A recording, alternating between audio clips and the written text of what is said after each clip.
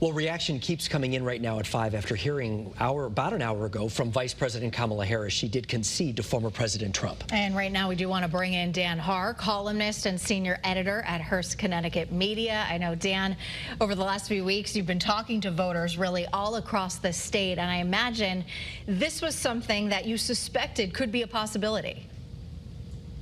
Well, I suspected it and I said it I believe it was October 16th in Hartford. After my visit with Hartford voters, I realized that Kamala Harris was not picking up the support from the urban voters that she was going to need, and that if that held in Philadelphia, Pittsburgh, Minnesota, Detroit and Milwaukee, that she wasn't going to win. And that is exactly what happened. Dan, are you surprised by the outcome of the numbers here in Connecticut? Well, I was surprised that Connecticut gave significant improved margins to Trump.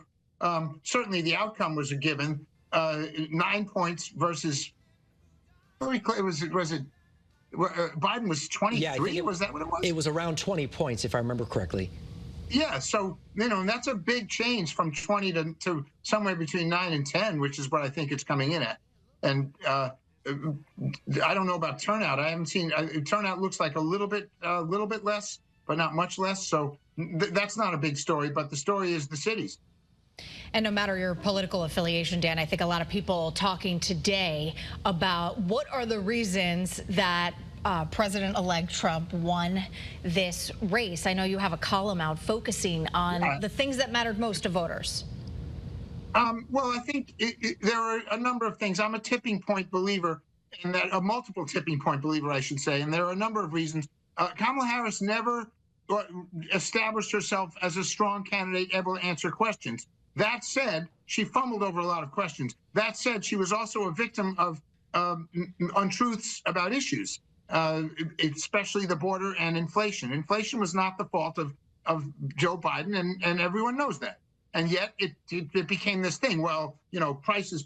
So she needed to fight back on inflation, didn't. Needed to fight back on immigration, didn't. And you also had the